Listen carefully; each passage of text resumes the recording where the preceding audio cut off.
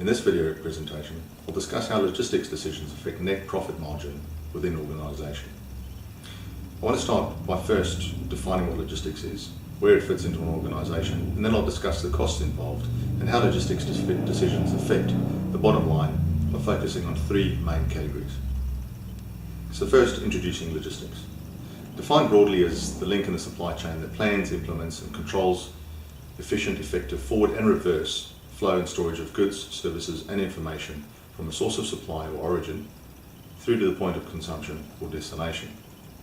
This is the definition that's applied by the Council of Supply Chain Management Professionals in 2014.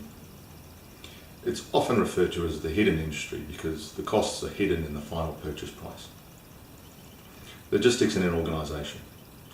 Nowadays it is more broadly embraced. It's considered a strategy to improve supply chain efficiencies and can develop a competitive advantage. Logistics is a functional process within the organisation, and the logistics decisions support the organisation's strategic goals and other functional levels such as sales and marketing, manufacturing and procurement. The logistics costs. There are three main categories that I spoke about earlier that I mentioned, where logistics can add value to the bottom line. They are to improve sales, cost of goods sold and reducing total expenses. Logistics managers can improve return on assets by operating innovative and lean processes and offering that lean link in the supply chain. Using profit leverage effect to ensure that every dollar saved adds to the overall net profit for the organisation. The first of the categories that we speak about is sales and the improvement in those sales. So sales and marketing is a functional department within an organisation, as I mentioned earlier. Whereas that sales and marketing may have their own administrators, logistics can add value through the level of service that is supplied by the organisation. Delivering in full on time is absolutely critical. The efficient, effective and differentiated objectives should be used in unison to improve service. Safety and green logistics nowadays is of concern to most customers and is now becoming more popular.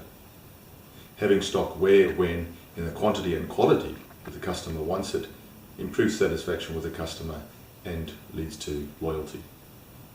Cost of goods sold.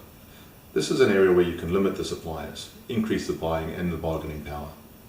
You can amend the trading terms so that goods bought could be sold to customers, and on buying terms you don't have to pay them until 30 days later, what have you. International commercial terms can be amended, or when looking internationally at suppliers, a logistics manager would consider free trade agreements or areas where there are free trade zones. Taking on risk and responsibility of arranging their own transport is another way of saving money. The packing of goods and load optimization is certainly an area where you can save money. Air freight, although not the main choice of mode of transport because it's more expensive, you would opt for light and small packaging because it often then leads to a direct cost of the transport. Delivering direct to customers instead of buying it via a warehouse is also one way of saving money. Last of the categories is the total expenses and the reduction thereof. This is a challenging marketplace with many hidden and variable costs. Costs are affected by both macro and microeconomic effects, as well as political, such as strikes. Then there are fuel increases, etc.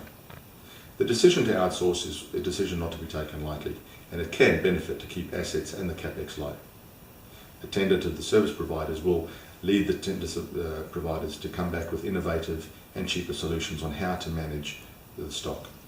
Just-in-time solutions are always going to be a favourite because it means that the stock is moving and is not sitting idle within a warehouse. Bulk shipping and shipping direct to customers is also another way that can save money.